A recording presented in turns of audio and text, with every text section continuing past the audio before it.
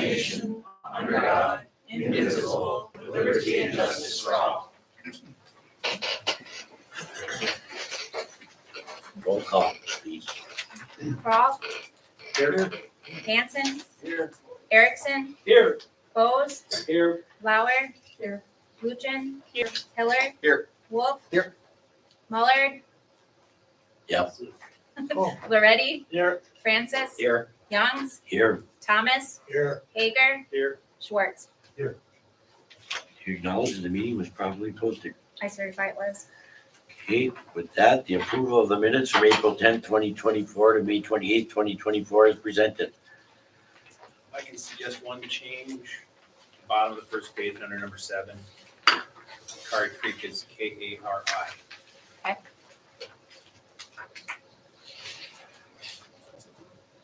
And I have a change to May 28th. Are we on that one? Are we approving both at once?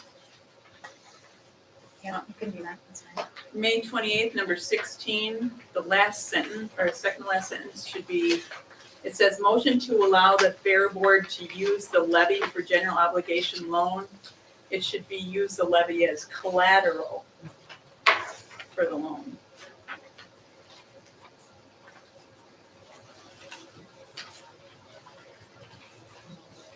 Any others? Any other? Those changes being made, do I have a motion for somebody to approve the minutes? I'll make a motion to approve those minutes with changes. I have a motion by Jamie Francis. I have a second. I'll second. Second by Mario Loretti. All in favor, aye? Aye. Opposed? Okay. Communications, you got any? Kristen?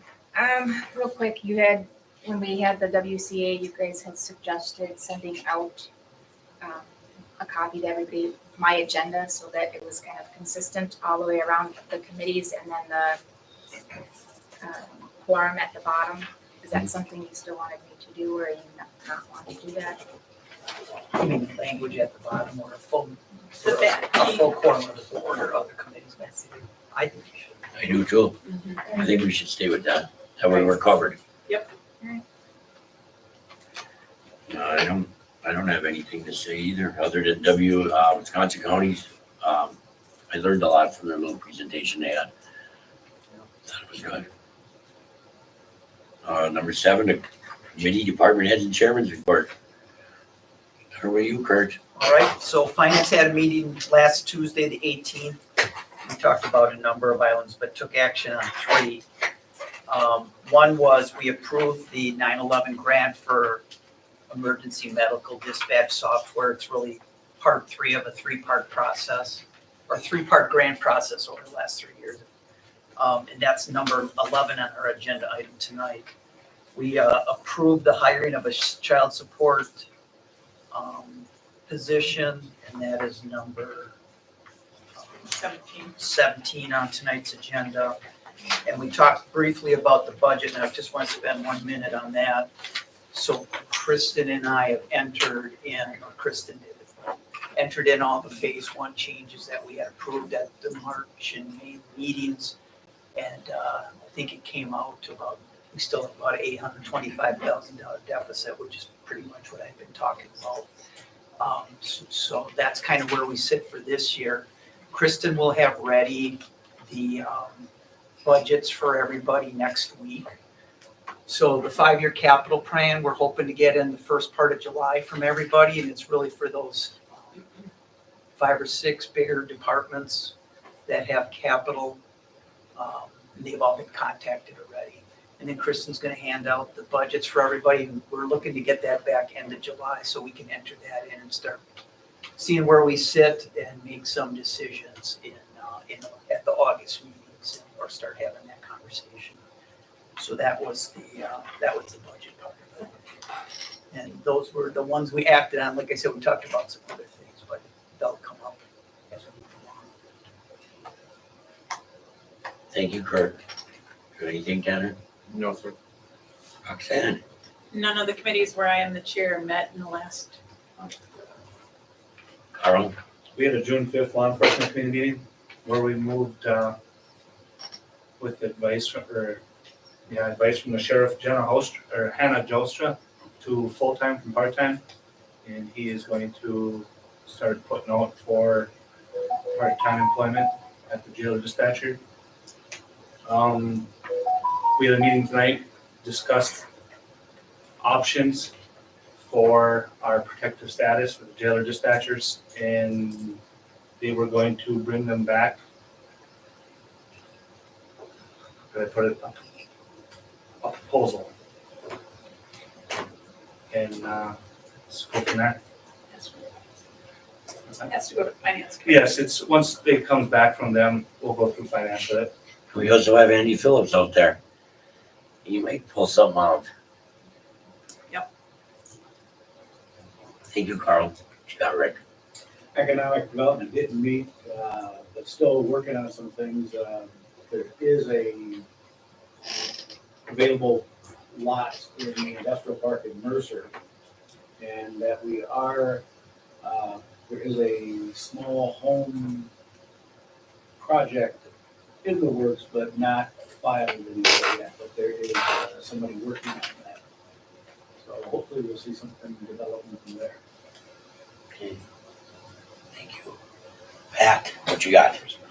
Well, we finally had our zoning meetings, we're up, our permits are going, 65 already for the summer, and just keeps coming through the water, so it's helping us out a lot.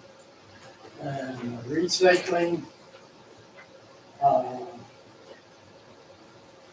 we had our meeting and tried to come up, we're running a little tight on the budget, but as of right now, we're all right. We're just gonna have to watch for a while and see if we can find someplace else to cover a little more. Good. And airport is going well. We just had to order a bunch of equipment for the firemen to run to replace some of their air packs. So that's being done right now. How about the boarding up, Pat? Are people getting on that plane? Yeah. I think so too. I think we might make the quota by the end of the year. Yes, but It's a long way away, but I see a lot of people are using it. and they're hooking on with another long-range line, so that would be 3 that could be hooked up with now, so Yeah, the connections are getting better all the time. And that's about it. thank you, Pat. Karen, Yeah, there was a human services meeting on June 3rd. There was a public hearing to begin with, and there were no attendees that attended that meeting. So we went into the regular meeting. There's an annual report that was provided. I have some information on here if anybody's interested in it, on the statistics for last year and the services provided. If anybody's interested in reading that, it's a lot of information, but I'll be glad to share if anybody's interested. There was a transportation report that was provided, looking at the types of transportation, Highline, Highline aging and volunteer drivers. The Highline had quite a few transportations throughout the year. They're our biggest user of services for employment. And then the aging unit uses them for transportations, a lot of times for nutrition and then medical transport. But overall, the transportation is up for the services. Like it's 35. I was actually looking for the minutes. You must have gotten them from somebody, because No, I was just from the meeting notes. I Oh, had, okay. So. you're good. Keep going here. It's fine. Let's see, and then, looking at Kelly provided caseloads for her staff and how they look for them. Breaking it down into the number of children, the number of parents in a household. Some of the cases, there might be 5 children in there, 2 parents. And then there are collateral providers, the ones that they have to deal with to manage the cases. So overall, providing a different look on the caseload for our child welfare. and looking at caseloads for CST, and the other services provided within the county for mentoring, phone use, ADRC, all of that, just looking at how caseloads break down into more defined scope for how it's provided. It provides a different picture than what just a number for us. So that was appreciated. Looking at children and family services, Crystal Farrell provided some information on the Family First, and she had a brochure for that. The state is really focused on trying to keep the families intact in the county, to really provide the services. A lot of these families are very poor. They fall below the poverty level within our county. And there are some statistics in here in regards to each county and how many families are impacted by that. But the services that they provide help prevent, abuse and neglect. That is really the primary outcome of living in poverty. So there are some services that are provided just to help support those families. But looking at the median household income for our county, it's 48,000, almost 49,000, where the state average is 67,000. And our labor force participation is 53% compared to 65% for the state. So we know we live in a high poverty rate area.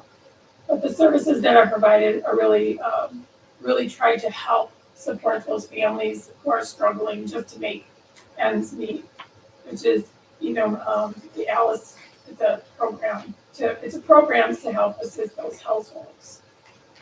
And looking at even our towns with the highest number of people that are below this ALICE threshold, our biggest one is Hurley, with 66% of households fall below that threshold. And then probably the one of the best places is Saxon, with only 25% living in below that threshold. But there's a range, but we have a lot of people that are living in poverty in this county, and the services they provided are invaluable. So that's really the report for me, and if anybody's interested in the annual report, I'm sure we can provide that to you. Just let me know. I think everyone received one. Huh? Everybody should have received one. Okay, very good. Thank you, Karen. Scott Dougie. Memorial Building, everything's going well, I guess. I think it is too. Another cleaner. First one, Lisa had to move on, but we have another lady that's gonna come and clean. But other than that, everything is moving forward. We have other things, there's changes we want to make, but things haven't happened yet. But it's gonna get there. It's gonna get there. Hey, Danny, you open up that door. Lisa must have closed it. So they don't think we're in here in coots. Is that it, Doug? And at the fairgrounds where things are shaping up, next month is gonna be our push to get things done, so. You'll get it done. Scotty? Forestry, we have a presentation from Eric here tonight on forestry. I think you'll find it pretty insightful. Stumpage today, 652,318. We are behind last year by about 39,720, so we're on the catch up. On our meeting date, we were down 71,000, so we gained better than half of that almost on this last 4 weeks. We approved the spring timber bids. There was 22 sales up. We sold 18 of them for $854,346. Again, those are 3-year contracts. So although we can value it now, we don't know what it'll look like essentially by the end of the second and third year. And sometimes, like in our last meeting, we consider some extensions for people that couldn't get out on winter sales or spring was tough and that sort of stuff. It's part of the business. You gotta 3-year contract, but they do pay bond, they do pay extra for getting extensions, so that's how that goes. We approved the recreation club contracts for the ATV and the snowmobile clubs in our last meeting. All the parks were full over Memorial Day. They put a new concrete pad in at Schaumburg Park. The old one under the pavilion had a big crack in it, so when they spring started, they were able to put a new one in there. That's about the extent of it right now. There's some discussion for next year. We'll talk about it more later on about some price increases for camping at the county parks in Saxon Harbor. Saxon Harbor has all the slips full except 2, so it'll be a productive year there as well. Thank That's the you. report, Murph. Thank you, Scotty. Okay, Yeah, Bill. Highway had a meeting last Tuesday, and they received a letter of intent from Becky Hoppy Engineering requesting a letter of support from this board to run a bike trail on County J, on the county right of way to connect Windman Trail system to Vilas County. And we're waiting on Mercer's legal to let us know, because they're gonna pay for it, but we're gonna pay for it, we're gonna bill Town of Mercer, and whenever they get that going. Also, Town of Mercer is interested in paving 3 to 5 feet of shoulder right away on County J to Carroll Park, that's from the school to Carroll Park, on the south side of the road for $1,200. That's the one that Mercer's gonna reimburse us for. And we tabled it, we can get the contract from the Mercer's lawyer. We also received a letter from John Simonson, DNR, approving the gravel correction on County FF project. Cost for correcting the gravel, approximately $28,000. We have a cost saving on County H that will balance out the County FF overrun. And that's all I have. Oh, I have one more thing. We discussed the highway and forestry 5-year capital improvement plan, and we approved that and sent it to the county board. Thank you, Bill. Roy, what you got? Broadband met. I was appointed chair. Joe Miller was appointed vice chair. We discussed where the program was as far as bringing broadband to the state. We're still in the challenge part of that. What that is different entities within the state, municipalities, counties, can challenge the data the state has as far as broadband access in different communities and locations. So if they said your access is 25 meg or something like that, and you have less than that, people could challenge that. And so they're reviewing that process is going on right now. The next step in the process will be to have companies that want to give us their broadband services meet with the committee, their dog and pony show, and show us what they can bring us here in the county. So where's that targeted, countywide or is it specific areas? Countywide. Yeah, it's countywide. It's countywide. Right now, they're in it, like he said, they're 30 days, they're hashing it out. After the 30 days, then they're gonna open it up. And then the people will be able to come and see us. Norvado, Brightspeed. What about Bug Tussle? Bug Tussle's another one, yeah, there was a lot of them. Then they can come and talk to us individually.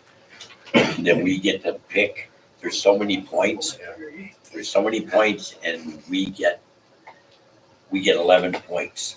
We can pick who we want, that gives us 11 points. There's a lot of weight, yeah. It doesn't seem like much, but it's something they said. It used to be a range committee, so it was both Quebec and Iron, and it didn't make any sense to do that because they've got their own thing with their state, and we've got ours, so now we just meet. So it's gonna come probably in the fall or something, to start talking about. They say the whole thing has to be completed by 2030. Yep, something like that. 2030. So are you talking about getting fiber optic throughout the whole county? If that's the option, yeah. Other options are, running fiber to towers, like we have some of now. Sure. But companies like Norvado want to drag fiber through forest and the swamp and everything, which would be very reliable, but very expensive. And then there's some, I think Brightspeed has it here, they just don't tap into your house with it. Right. Depending on- Right, they run it Yes. to the thing, but they Yeah. don't take Yeah. it from the box to your house. That's all So does that, this, how much does the state, is that part of the infrastructure bill That is part of the, yeah. or and one of those bills? yeah, The, what is it called? something to Biden's broadband, something. It's broadband or. We were into this a few years ago. Yeah, Yeah. it seems like it's been for a while. Yeah. We almost signed a We almost signed a contract that would have stuck us for 30 years. Yeah. Is that bug Stay tussle? away. Bug tussle, yeah, for the middle mile, what was it called? I Yep. think. Yeah, They like $80 a month to hook up to. it's a good thing we waited. Oh, The scoring model that they use for the 11-point system, depending on how that ranges throughout the whole county, we may be eligible to go into a contract with more than one provider. We might, so we're not gonna get stuck with one. We have the option of working with as many as we want, or just working with one. It's totally up to us. But we gotta wait to see how all that washes out when they score the different areas in the counties. So it's a little confusing. Put it in there. Anything else, right? I covered it. Jamie, you got anything? Yeah, Karen touched on some. Trista didn't give me her detailed report yet because we have quite a bit in that because we only meet quarterly.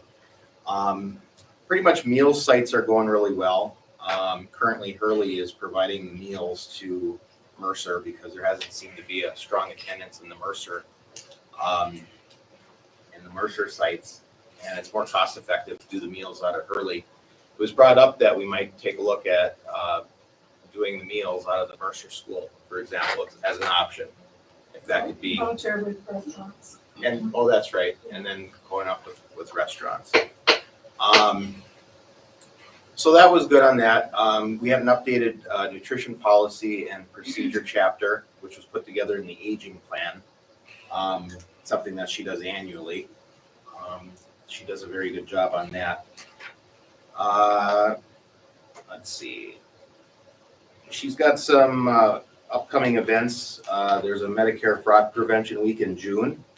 And then Jerry Sokol will be visiting the meal locations to identify scams, fraud concerns, and identity theft and Medicare fraud reporting. And currently she's been actually saving a lot of seniors a lot of money lately.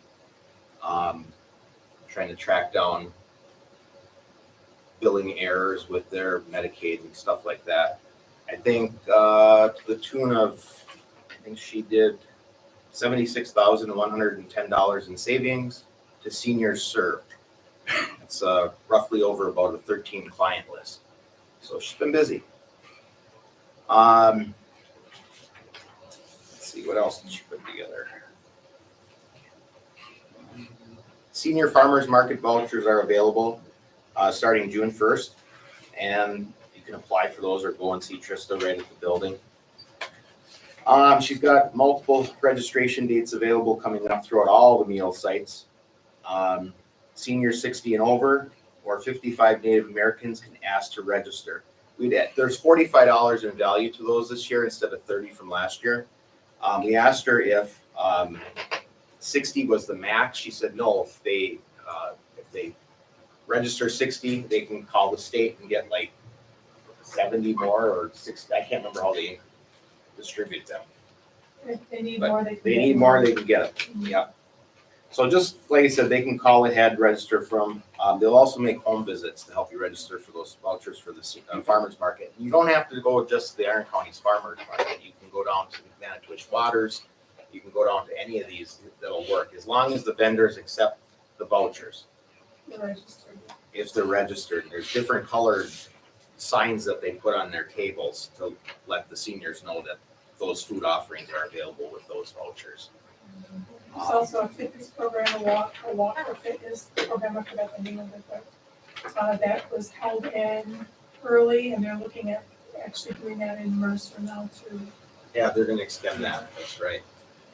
I think you touched on the van, the transportation with Highline. In general, just the transportation, but the van is going to be coming back to us to the aging group unit.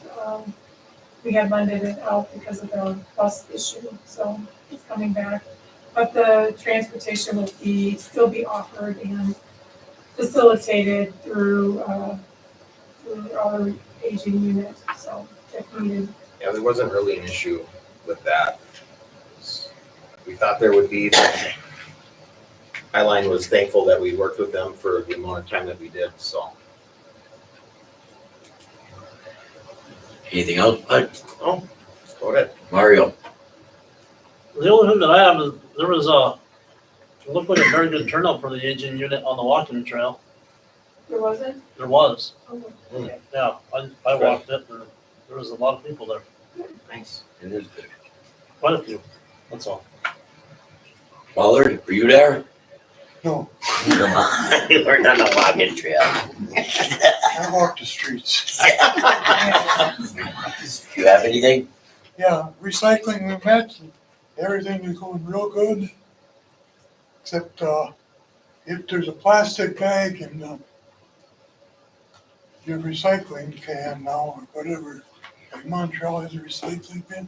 Yeah. It's $96 to pay for that, to get that on there. Or if one of our bins in Hurley, on Mercer, has a plastic bag in it, $96.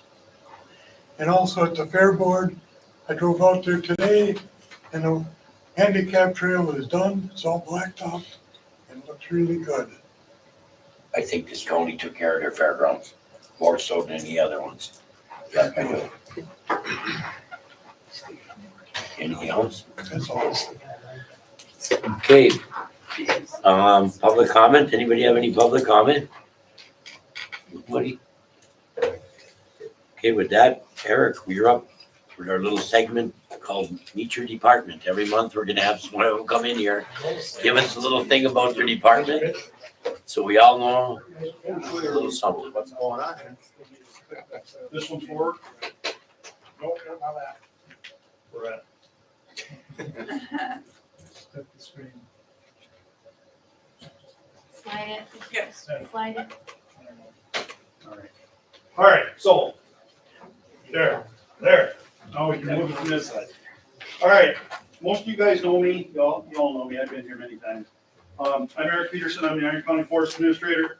Murph had the great idea of the Meet Your Departments. Yes, I'm up second because I want to get this stuff out of the way. and then you get to pick the next one. Oh, Yeah, pick the next we'll one. work on that. Okay, so I should be done with this in a couple hours. Iron County Forestry and Parks, we have 175,422 acres in the county forest. Iron County's got 484,660 acres total in the whole county, so our county forest here in Iron is 36% of the land area in Iron County. That's just the county forest. There's also state lands in the county as well, so public lands in Iron County are probably pushing real close to half, if not a little bit more. Staff, I'm the administrator in my 10th year. Tara Kroll is our office manager, trail coordinator. She is in her 19th year in that position. Foresters are Jamin Partman. Jamin is in his 6th year. Tyler Wickland is in his 14th. And Carl Linnemanstons is in his 13th year. Recreation Forest Technician Jim Maffasanti is in his 8th year. And Recreation Forest Tech Devin Zarneski is in his 5th year. Mechanic equipment operator has been eliminated through the phase 1, phase 2 process. But Casey's still here. We just give him a different job. So he vacated and we chose not to fill behind him. So that's the staff in the Forestry and Parks Department. So like I said, Iron County Forest is the 4th largest in the state. We have about 151,984 forested acres. The remaining is in things like bogs, lakes, streams, tangled or wetlands, things like that. So there's about, do my math there, about 23,000 acres of that kind of stuff in the county forest. So our forested acres, which is where we do most of our work, northern hardwood consists of 45% of that, or almost 68,000 acres. Aspen is 28% or just over 42,000 acres. And then swamp conifer, which is cedar and tamarack, black spruce, stuff like that, is 17%, 26,000 acres. Swamp hardwoods, which is primarily our black ash stands, is 8,518 acres, or 6%. The challenging part about our swamp hardwood lands is the emerald ash borer is effectively killing about 90 to 95% of the ash in the state of Wisconsin. So we're going to have a challenge ahead of us here in the near future on what we're going to try and grow on those 8,500 acres. I would suspect half of them are going to swamp out, being there's too much water with all those trees gone.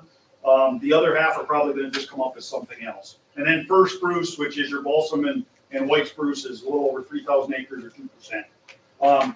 On this map, all the area in dark green, these big blocks, that's the county forest. So primarily we own big blocks of county forest. So sources of income, everybody's always concerned about the income side. We have grant funding, we have state aids, we have county parks, we got Saxon Harbor Park, Schaumburg Park, Lake of the Falls, and Weber Lake. So let's talk about some of those. Saxon Harbor, this is a picture of the new facility after it's been rebuilt. We have 81 boat slips there, and that's 81 seasonal slips. Back up, 79 seasonal slips, and 2 of them are transient slips. We also have 13 transient slips on the wall over here at the marina. There's 31 campsites total there. 26 of them are in this new campground here, and the remainder are the tent sites over by Parker Creek. We have Wi-Fi availability at the harbor, although it's not real strong in the campground. It is around the pavilion, so users of the facility down there are able to get some Wi-Fi if they need to check email or whatever. Or you can do like Roxanne and just bring your own, which is the way to do it if you're going to be there. We have shower facilities in the pavilion, in the marina bathroom, in the campground bathroom. We have a pavilion with full kitchen. We have 3 boat launch lanes. We have a kayak launch. There's a boat lift there that's owned by the Saxon Harbor Boating Club. We have a playground down by the pavilion, and then there's swimming available all of this park. This is the latest and greatest after the rebuild from the flood in 2016. Schaumburg Park is located on Highway 51 in Oma. There's 14 campsites there with 10 of them electrical. We have a restroom shower facility there. We got a pavilion, ATV trail access. We have an ATV wash station there, which has garnered many, many questions from other counties, other places around the state. It's just a simple coin-operated car wash, and the dirty water runs through like a rain garden to filter out. But it's really popular with ATV and side-by-side users. There's day-use parking with a loading ramp on the other side of Layman's Creek. That is started to be used in the wintertime more for snowmobiles as well. And in the wintertime, that parking lot is plowed. There's snowshoe trails there. This is the pavilion. This is an old picture of the pavilion, but we replaced all of this concrete this year because, as Scott said, it cracked and broke. Lake of the Falls Campground is off of County Highway FF down in Mercer. Currently, there's 32 campsites there. 18 of those have electricity. There's a bathroom shower facility. There's a boat launch, which provides access to the turtle flammable flowage, and a pavilion there, and the deck that kind of looks out over the falls. We are in the process of adding 15 campsites to that campground. My hope is to have all the graveling done this fall in those sites, and they would be open as rustic sites next year. But everything is stumped and cleared. We just got to get gravel in there. Picnic tables and fire ring or in business. Weber Lake, it's located off County Highway E and Iron Belt. There's 12 campsites there. 11 of those have electricity. We have a boat launch in Weber Lake. There's a new pavilion there. It's a couple years old. There's a picture of it here on the side that the guys built. A swimming area there. There's a playground that somebody was nice enough here a couple of years ago to go in after the season was closed and steal our swings and steal our climbing wall and stuff like that. But we got stuff put back together because they needed them more than we did. And there's a new bathroom shower building there that's located, if you're familiar with that area, it's just about the same location as the old caretaker's house used to be there. But this is a 4-stall bathroom shower building, and there's showers in 2 of them. And since we've added that in, I forget what year, I think it was 19, the fall of 19, we put it in. Use of Weber Lake Park has gone up tremendously because of that. And we talked about naming it the Bill Thomas Bathroom Shower Building, because Bill harped on that from the day it started. So we got it for him. All right, Iron County Forest, other sources of income. Snowmobile and ATV funding. We do, it varies between $200,000 a year-ish ATV funds to almost $400,000 a year in snowmobile funds. Some of that is within the county use that we have our staff doing. Others is the ATV and snowmobile clubs like Scott talked. We signed the contracts with those clubs. We are very unique in the state. We have 2 snowmobile clubs and 2 ATV clubs. Most counties have many. Some counties have as many as 18 snowmobile clubs. We have 4 very good clubs, easy to work with. Road aids, we get aid from the state to maintain our 47.5 miles of county forest gas tax roads. We get miscellaneous state and federal funding. Like just a couple months ago, we got the $4.1 million grant from NOAA. That's federal money. Carbon, question mark? Eventually we'll get there, but not quite there yet. And last but not least, stumpage. The Iron County Forest Timber Sale provides the majority of the revenue for the Iron County Forestry and Parks Department. So I put together a graph, and it might be easier for you guys to see it. I don't know how well you can see it here, but the yellow line up here is timber sales. That's our stumpage line. And I started it in 2015 when I started. The red line down on the bottom is county parks. The green line is snowmobile and ATV trails. And the blue line is all our other income. So first thing I'll say is we'll look at 2017 and 2021, we got big spikes in the other income. Why is that? Saxon Harbor. We got a huge payment, we got grants, we got federal funding, we got FEMA funding payment in 2021 for Saxon Harbor. If we push this graph out into 2024, it's gonna jump right up there again because we got $2.6 million this year in FEMA funding. But that's our catch-all, all other things. Back in 2017, we were getting advances on the $1 million remuneration from the state. We got half of that up front. We got half of all of the grants we got from the state for the harbor. All of that stuff came in, half of it right off the bat when we were awarded those grants. But the important thing to look at here is the stumpage line. It was way up high in 2015, 2016. We were approaching 3.5 million in stumpage. 3.1 million, 3.5 million in 2015, 2016.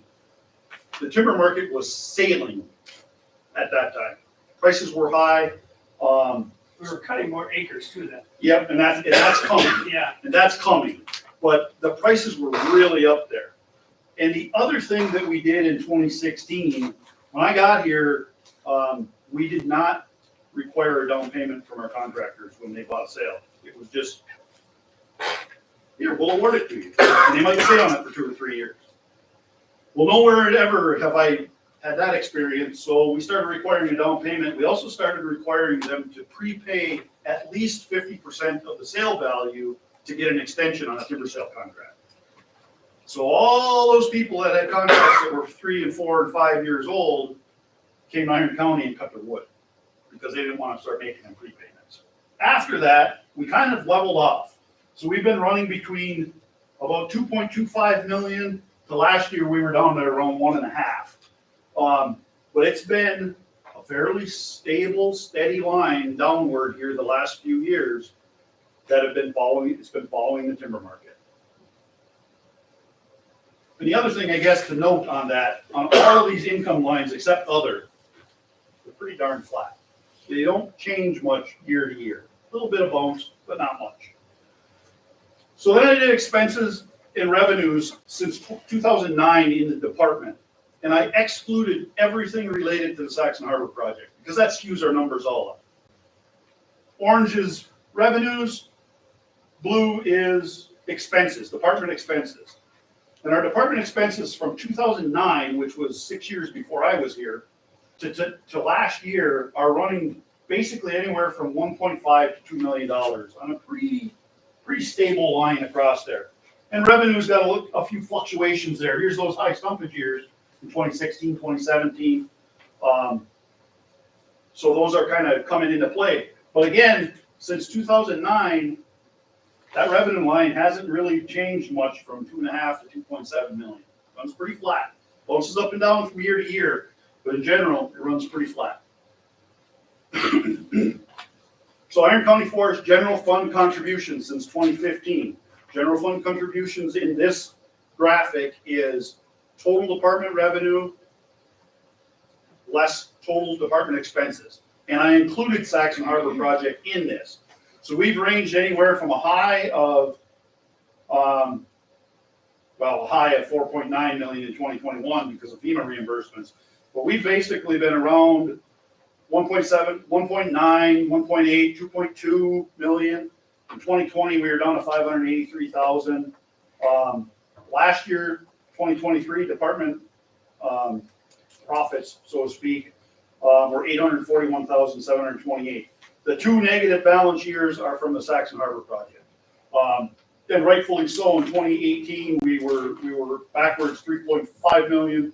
And in 2019, we were backwards 3.7 million. Those are the years that we were doing the heavy reconstruction there.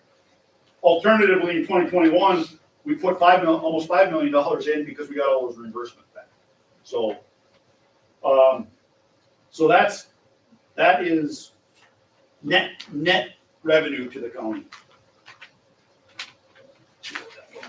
All right. So the Iron County Forest State Statute requires that 10% of county timber sale receipts be given back to the local towns that have county forest land located in them. 9 of the 10 in the Iron County have county forest lands located within their borders. Kurt, you're the only one that doesn't have it. And therefore, you're not on this graphic. This is our total acreage by town, less Sherman. The percentage of the county forest in each town and the amount of money they received in 2023 from us. And that number fluctuates with our stumpage. By statute, we have to give that to them. So it doesn't matter if we don't cut a stick of wood in the town of Cary in 2024, they still get 9.0992% of our severance pay. So, and the reason it's set up this way, it was set up this way back in 1928 when the legislature set this law, the county forest law, is it's to keep from somebody doing all the work in one town because, I really like Murph's my buddy, we're gonna do all the cutting in his town this year and he gets all that money. Nope, it's divided up across everybody equally, based on acres. So why is Sherman not in there? We don't have any county forest land in the town of Sherman. Really, it's pretty much all state land down there, Turtle Fan, Wolf Village property and other DNR properties. Yep. Kurt really doesn't want us to come down there and have land because he's already got so much public land. But that's the reason. Iron County annual harvest goals. So allowable harvest is established through our 15-year plan. The Wisconsin DNR's WISFERS system holds the recon data and makes estimated allowable cut acre recommendations. WISFERS is a statewide system. All the state lands and the counties use. It's a big database that holds all of our forest inventory data. Most counties work on an area regulation. Whatever WISFERS tells them, you can cut 3,000 acres, that's what they set up. WISFERS tells me that Iron County could cut 5,300 acres a year. Well, we don't cut that much. And the reason is we run out of stuff to cut. So in 2016, we switched to a growth-based annual harvest goal. So we harvest, allowable harvest is set at 90% of estimated growth of our northern hardwoods and aspen, or approximately 48,000 cores. And as we talked earlier in our slides, we're looking at 68 and 40, we're looking at 110,000 acres that this is coming off of. Other species are unrestricted, so your pines and your spruce and balsam and things like that, typically that's between 3,000 and 7,000 cores. And the reason we went to this model is this method is sustainable, not only for the forest, but for the revenues. So when we go back to that graph we had just a few slides ago, it's relatively flat, that's the reason. And when you look back prior to that, there was some dramatic ups and downs. Part of that is those heavy cut years.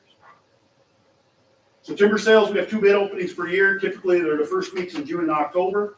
We average about 30 sales sold per year. 2023, the estimated sale value was 1.31 million in timber sales. Our 2024 spring sale, actual total that we sold was 963,450, and that was a little different than your number because of the two after sales we sold. So it's likely better than 23. Most You still likely, got October to we come. still got October to go. Our fall sale is typically not as strong as our spring sale, but it looks like we should be better than last year. Acres of timber sales sold. So this goes back to 2009 here. So when you look, back in 2009, they were selling 4,000 acres of timber. Well, 2012, we sold 4,700 acres of timber. 4,300 acres consistently. That's not sustainable long term. But now here we are down here, we're in that 3,000 acre-ish range. And we've got a couple blips here at the end in 2033 and 2022. Part of that is because the market has been declining. We've been actually having sales that don't sell. So like Scott said, we offered 22. We only sold 16 of them. Last year, we only sold 2,764 acres. But we had nearly 600 acres that didn't sell. We offered it, it didn't sell. So if we'd had that other 600 in there that was prepared, we'd have been up over 3,000 again. So conversely, 2022, where we sold 3,782, some of that's catch up. It's stuff that didn't sell before. Maybe we've got somebody to come in and buy them off the street. So we're kind of getting a little bit of fluctuation here because of the market related activity. But real quick question. So when you sell that, they get 3 years to harvest it, right? Yep. That's not what gets harvested or collected. Correct. That's just the sold acre timber sale. And then if they don't do it in 3 years, they can come for an extension. So Yep. now that the market's down, that's what we're grappling with. Yeah, and we are consistently cutting, the contractors are consistently cutting around 45 to 50,000 cord equivalents every year. The price is just down right now. Yep. I mean, some years they'll cut a little bit more, some years, like, it was last year, it might have been the year before, they only cut like 44,000 cords. So even though the sales have a little bump, the actual cutting is pretty It's consistent. pretty And then it's consistent. a matter of what the price. Right, and that's where that slow down slope in your Yep. price is, because the Yep. market is down. Yep. So the economic impact, sports products industry is the #1 employer in Iron County in both industry output and number of employees, and that's based on 2020 data. Back in 2017, I couldn't find newer data than this, the forest products industry in Iron County was outpacing tourism by over $16 million. Now that gap may have closed a little bit over the last 7-8 years, but it didn't make up 16 million. Wisconsin's got 30 county forests. We help sustain over 30,000 full-time jobs in the forest products industry in Wisconsin. Forest products industry is a $24+ billion industry in Wisconsin. Eric, I just have a quick question on that last slide. How many of these bids for the forestry cutting, for the timber sales, are actually local vendors who come in and do the cutting? Or are they from all over the state? No, Are we they're really- mostly local. Most of the harvesting is done by local, and I'll say local is within 75 miles. So the economic impact of those jobs should be felt pretty much within that Yep. 75-mile area. Yep, because Say the it. logging contractors and the trucking contractors, I would say they're 75 miles or so. Contractors from over towards Hayward or down towards Tomahawk, they're not venturing as far. So what else do we do? This is Corrigan's Lookout. We got a trail too off of 122 with Upson Lake in the background looking at the Pinocchio Hills. And the Mercer Woods and Waters class from, I don't know, a couple years ago, I think. And then they got lucky enough to listen to me talk like you guys are. So recreation is big business in Iron County. Iron County has motorized trails. We've got over 305 miles of funded snowmobile trails, over 163 miles of winter ATV trails, over 117 miles of funded ATV trails. Iron County's got non-motorized trails. We've got the North Country Trail, which is a 2,600-mile national scenic trail, which traverses and is being constructed across the northern part of Iron County. We have the Schaumburg Snowshoe Trails. We have the Uller Ski Trails over at Weber Lake. We have the Mecca Ski Trails that are on county forest down in Mercer. And Iron County has numerous waterfalls that people are here for all the time. So what's the department roles in the recreation? Our forestry staff, primarily Jim and Devin as the forest rec technicians, they groom 25.33 miles of snowmobile trails through the winter. We maintain all the ATV trails other than the main railroad grades in the county. We apply for all grants and this is more office work, Tara and I apply for all the grants. We do all federal and state and local permitting and all of the administration of all our recreation programs that Iron County is involved in. From ski trail grooming down here to snowmobile trail grooming there in the background. And most importantly, what do? They do projects. And they do some really cool projects, as Casey can attest to. We've got a brand new boardwalk at Potato River Falls, brand new 2017 that we lost, that we reconstructed as part of a FEMA project. We built a log cabin at the Euler Ski Trails. And when I say we, I mean everybody else, because I didn't do any of it. We built a new warming cabin a mile in off of, from Weber Lake on the Euler Ski Trails, 2019, I think. We built a pit toilet at the B-47 Memorial. We put in snowmobile bridges along Highway 182 and all over the place. And there's more. We built the Wrens Falls Bridge for the North Country Trail Association back in 2019, which is a 100-foot bridge across the Tyler Forks River that the North Country Trail paid us, Iron County, to do completely. And Casey and his dad and Jim and Devin, and Devin was still a summer intern then, so they had him upside down welding in the middle of the bridge. But this is the finished bridge, and we have gotten many compliments and amazements on the fact that the guys were able to build that bridge. I got a small crew, but we get big results. We put in snowmobile bridges, ATV trail bridges. I had a little different experience in bridge building that I brought with when I came, and it's kind of changed the way they do them now. And I think they're easier. But the guys are all working, hooked up to safety cables and jackhammering and rock to build the Wren Falls Bridge.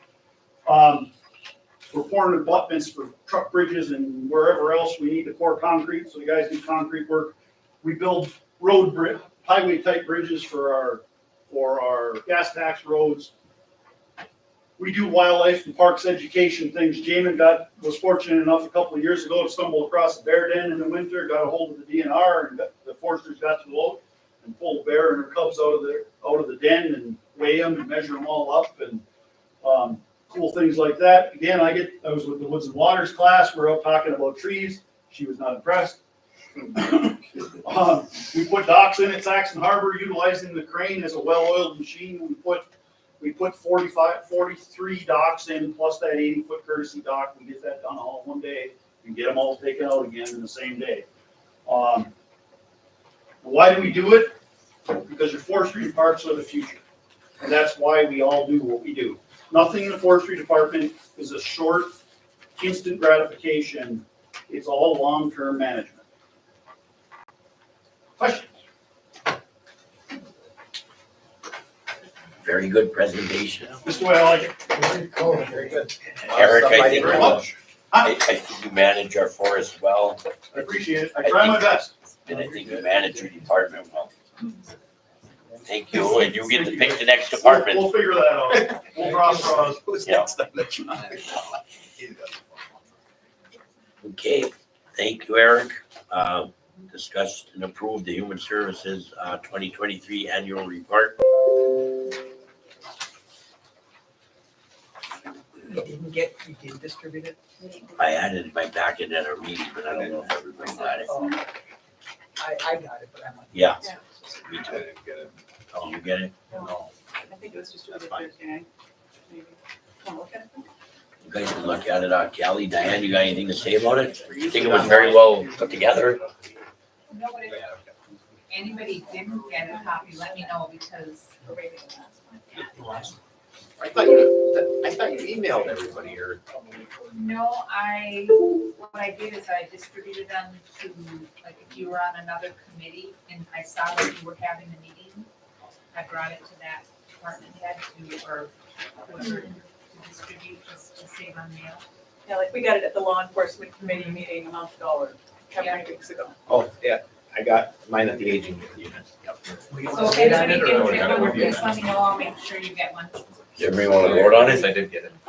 I think we can still vote on it. Enough of us got it. I'd make a motion to accept the report from that's good. I got a motion from Kurt, seconded by Carl Crowl to approve it. All in favor? Aye. To accept it. Opposed? Accept. Yeah, accept. It's an important difference. You have to, all approved to accept it, the annual report. All in favor? Aye. Aye. Opposed? Okay. Number 11, discuss action for the 2025 911 grant for emergency medical dispatch. This got kicked around finance for 25 minutes. We ended that. We It was ended, the third year of the three-year project, yeah, and our match is 10%, so our county match is $6,441. And if we don't do it, we have to pay back the other years. yep, and then we get kicked out of the other grants. The discussion shouldn't have been that long. I'll make that motion. I have a motion by Scott Erickson. Do I have a second? I'll second. Second by Roxanne. All in favor? Aye. Opposed? Okay. Discuss action on tribal ARPA funds. Did you figure out how much we had? Well, that was last time, it was Yep. 57,000. I gave you what the state gave us Yep, as far as what we can do with it, the place we can spend it. so I don't know what you wanna do with that. If you want me to look into what we've already purchased and see if anything fits, we can do that, or if there's something specific from this year that we can use to Bring it down. budget that way, yes. I would like to, what are you gonna say, Roxanne? You go Well, first. the match for the emergency medical, or the emergency medical dispatch, was that budgeted? That That's 6,000? next year's budget. Next year's budget? Do we have any of those kind of things that weren't budgeted? I mean, I think we should, We can look and see what we didn't have budgeted versus what we can spend it on. well, it looks like, I mean, I read through the document here. It basically says, we can use it for a governmental purpose like provision of health services, capital expenditures on core facilities and equipment, infrastructure investments, general government operations, meeting another federal program's non-federal match or cost sharing. So that's what kind of gave me that whole cost sharing idea. If we have a grant that has a match that wasn't budgeted, that seems like it would be a good place. And so would anything that's already in our budget, Right, so we right, don't have to incur more costs. exactly. Can the other infrastructure be used for some of the computer replacements? On this wonder is that it all depends on how you word it, eh, Kristen? We were thinking maybe and Yeah, I maybe mean, it's not. like general, yeah, it's kind of, this one's actually kind of a little bit more vague than, I mean, we probably could have Roxanne wrote it right, 'cause you know how to twist words. You know, you're a lawyer, you could twist it around and we could use it for something. You just can't use it for lobbying. Yeah, we can use it for a lot. That's very clear. It's mentioned in here several times. No lobbying. No, Yeah, those computer replacements, I think what was the dollar amount on those? Danny, what was the cost? Are we talking just like end user computers, or are we talking Yes. servers, or? And Either way, but Well, and Well, next year we're gonna have to do 20 computers at, 1,000 to 1,500 apiece, But so what about this year? this year, I mean, we can start replacing those now. What did you do any already? A couple, I mean, most of what's been done has been new computers for new users. you never updated any of you. What about this room? We talked yeah, what about about we talked about? doing microphones in this room. He ordered, did you order it, Danny? It's not ordered yet, but it's being priced out. Do you have a rough idea of the price? $3,000. Yeah, $3,000 at the low end. but the, I mean, the What are server, we talking for money here? What's available? No, I mean. That's a loaded question. 57. When $57. do we Yeah, have to 50. spend that? well, the other thing is 7,000. servers I too. think we have to do it by 2026 or something, right? It's, if my capital fund for the next 5 years, we're replacing every server in the building, we're replacing all our network equipment, because everything will have aged out and be end of life for support, so, everything here is getting replaced in the next 5 years anyways. You guys wanna use some of this money towards that? I mean, that would It's an item. help the budget. How about if we don't do anything with it until we take a look and see we're doing the best good? I like that idea. How about that? And when is it due, when it has to be spent by, do we know for sure? I think I'm we've not got sure. like 1 or 2 more years. Yeah. Because isn't ARPA funding this year, 2024? I thought it was I think it's, 25. yeah, I I was thought it gonna was say, I think they're 25 both on the first one. Well, if we got till 26 on this one, I think we should wait till the budget gets pulled together and then identify something. That makes sense. Okay, so we don't have to take any action on that. We just discussed what we're gonna do. Right? Okay, number 13, rezone from an industrial to a commercial in town of Mercer at 4595N Highway 51, owner True Flight Manufacturing Company. I need a motion to rezone that. I'll make that motion. Tanner Hiller made a motion. Do we have a second? I'll second that. Seconded by Karen. All in favor? Aye. Aye. Opposed? Motion carried. Rezone industrial to commercial in the town of Mercer, 553N Highway 51, owner Matthew Peter. We have a motion to rezone that one. I like that. Pat Hanson makes that motion. We have a second. I'll second.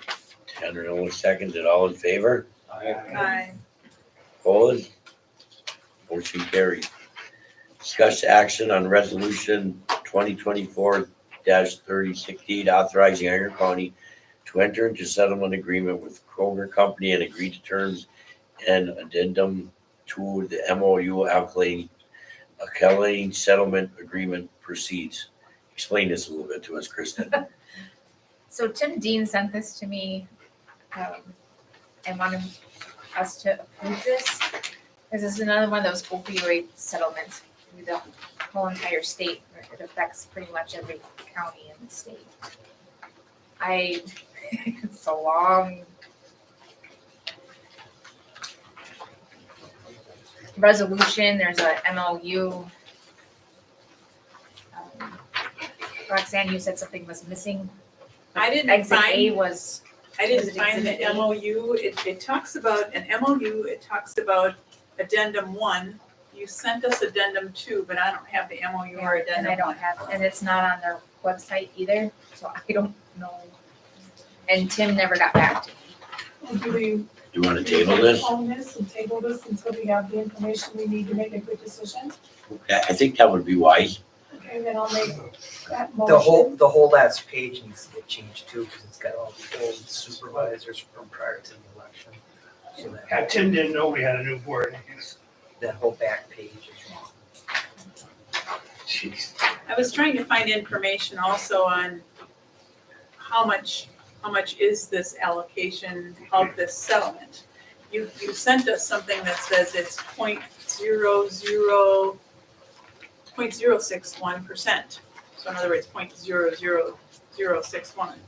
But of what number? And I was hoping, You probably don't know, is one of the Yeah. lawsuits against the company for opioids again, right? Yes, yes. The last one was Purdue Pharma. I didn't know Kroger did opioids, but No. obviously they do. Evidently. So this is the second in the line, and probably more to come of these things. and it's over the course of many years. I mean, it sounds notice like. is here, she dealt with the last one and what we got out of the last one. Yeah, and I know that there was just more released to the state had noticed that there was more released.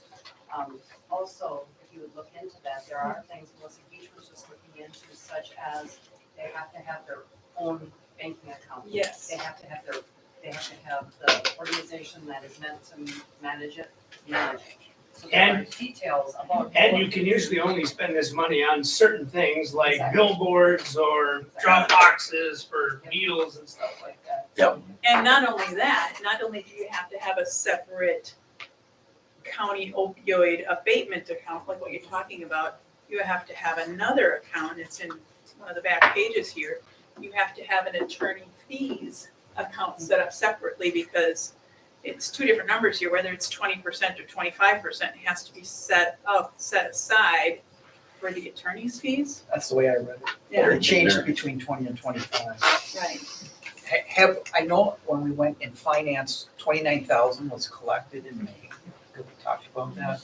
But I don't think, have we set up a separate bank account here? We do not, so I talked to the auditor about it, and Yep.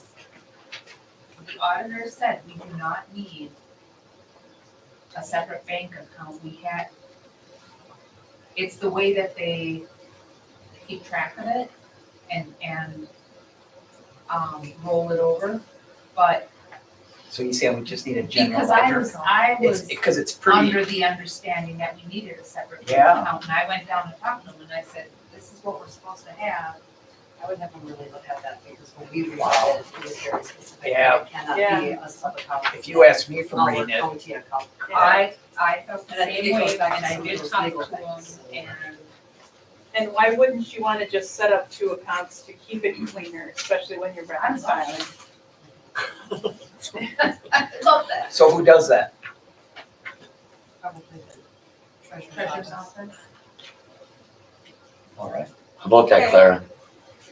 When I received direction to set up separate accounts, I would do so. I have never, this is Have like we the received, first time I, This is new to us as well. We're Yes. just looking into this. so we've not received any opioid settlement funds yet, or we received one round so far? No, we received some in 23 and in 24, we received funds. Maybe we collected 29,000. And we don't have them in a separate account now. They're in not in a separate county account, they have their own county account. GL account. You got it. Karen got a motion on the floor to table this till we get our ducks in a row. I'll second. I'll second. Seconds. Yeah, second. All in favor on that? Aye. Opposed? Good. Discussion, action to approve the hiring of the child support position.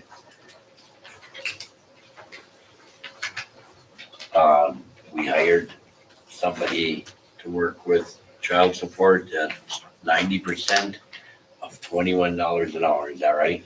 20 an hour. 20 an hour, 90% of it starting out for 6 months. I'll make that motion. Scott Erickson made the motion, need a second? Bill Thomas seconded it, all in favor? Aye. Opposed? Now I need a motion to go into closed session.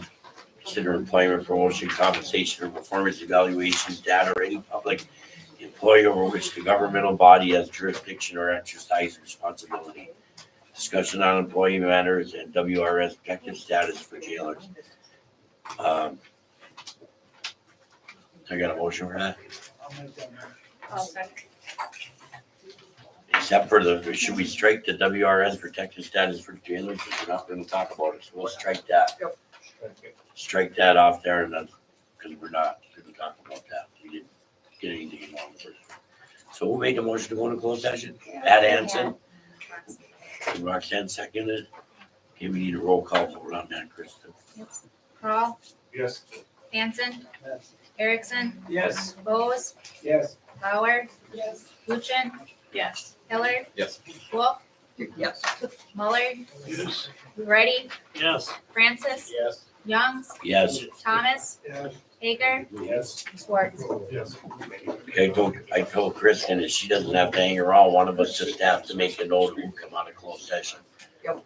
And then give it to her, because we're not gonna table anything or do anything. I just want clarification for the notes that the finance committee said $20 an hour and just a penny now.